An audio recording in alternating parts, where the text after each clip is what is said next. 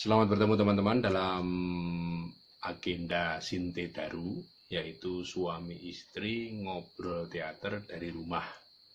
Episode 1. Episode 1. Ini obrolan ringan antara suami dan istri, jadi antara saya dengan istri saya. Cie. Cuma istri saya tidak masuk di frame, gitu aja. Tapi nanti dia yang tanya, saya yang jawab, gitu ya. Ini obrolannya tentang teater sebagai bagian dari program work from home itu karena pandemi COVID, kira-kira begitu. Nah, untuk episode 1 ini kita akan bicara tentang teater secara dasar. Jadi saya akan ditanya oleh istri saya. Dengarkan suaranya. Seksi kan? Obrolnya teater ya Mas ya? Iya, ini acara teater Sinte Daru. Sinte Daru. Aku tuh cah teater Nah, malah bojomu teater. Oh iya, teater. Teater. Oke, pokoknya teater ya. Jadi teater itu apa sih Mas? Teater itu apa? Ini, teater itu saya ambil aja dari bukunya Pak Harimawan yang mungkin sebagian besar orang udah membacanya. Teater itu berasal dari bahasa Yunani teatron, artinya adalah gedung pertunjukan atau tempat untuk menyaksikan pertunjukan. Jadi teater itu ada dua arti, gedung pertunjukan, tapi lama-lama menjadi pertunjukan itu sendiri. Kira-kira secara mendasar begitu. Jadi kalau kita di luar negeri masuk ke rumah sakit ada tulisan operation theater, itu maksudnya ruang operasi. Beda. Jangan masuk ke situ nonton Beda, teater, nggak mungkin. Jadi ada ruang, artinya ada ruang dan artinya ada pertunjukan. Kira-kira. Oke. Terus unsur-unsur teater itu apa aja? Nah, unsur teater itu ada, kalau ini saya ambil dari Meyerhold, saya ambil unsur pokoknya dulu. Unsur pokoknya itu ada 4. Penulis naskah yang menghasilkan naskah, sutradara yang menginterpretasi naskah dan kemudian mengarahkan para pemain, ketiga para pemain yang memainkan naskah tersebut, yang keempat adalah penonton. Nah, penontonnya adalah unsur terpenting karena tanpa penonton tidak bisa disebut sebagai seni pertunjukan.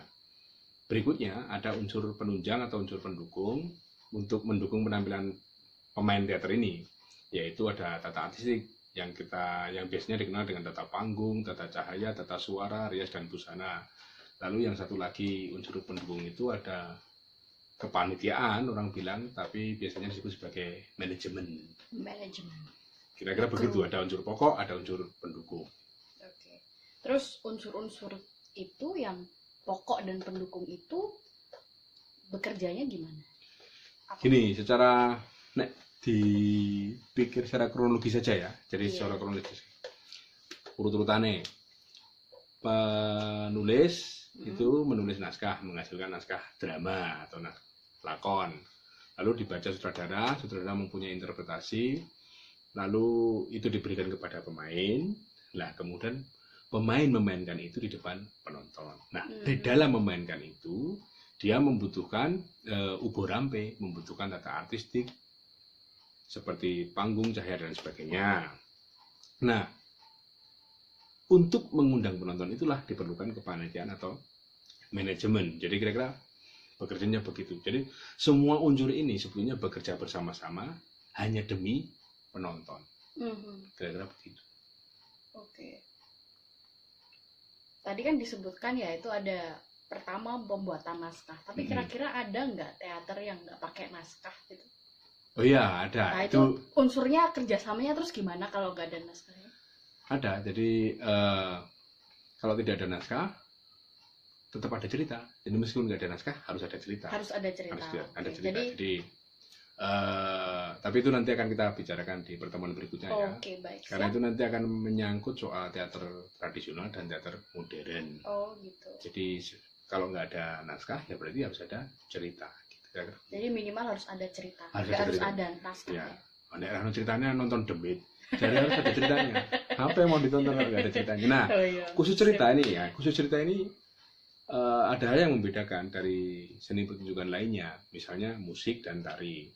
Di musik itu kan ceritanya melalui syair. Ya, di tari juga ada ceritanya. Cuma di dalam musik dan tari ceritanya tidak harus berkonflik. Oh gitu. Kalau teater harus berkonflik. Teater harus punya konflik. Kira-kira hanya begitu basicnya. Jadi yang membedakan secara dasariah ya hanya begitu. Oke, next. Kalau prinsip dasarnya teater itu apa? Prinsip dasar teater itu banyak orang bilang teater adalah seni kolaboratif. Ya. Karena dia menggabungkan banyak unsur, bahkan elemen-elemen seni yang lainnya pun bisa masuk, kira-kira begitu. Karena dia seni kolaboratif, maka prinsip pokoknya adalah kerjasama, kira-kira begitu. Nah, untuk menjalin kerjasama ini, menurut saya pribadi, setiap insan, setiap bagian, setiap bidang yang terlibat di dalam kerjasama harus saling jujur dan saling ikhlas dalam kerjasama tersebut.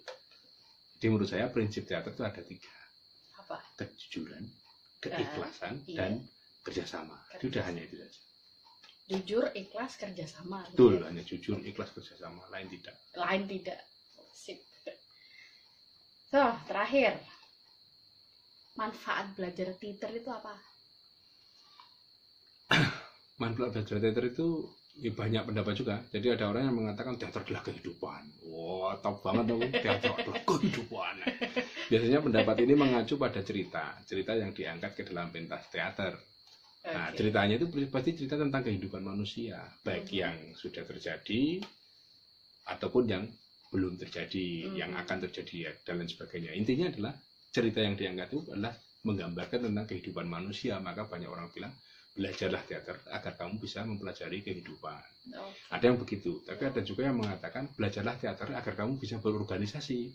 Ya, karena orang yang berpendapat seperti ini memandang bahwa kerja bidang-bidang itu harus bareng dalam satu tujuan untuk menciptakan sebuah pementasan. Maka belajarlah teater untuk belajar kerjasama. Itu biasanya ada dalam manajemen produksi. Terus kemudian ada orang yang belajar teater untuk menemukan jati dirinya, untuk kesadaran.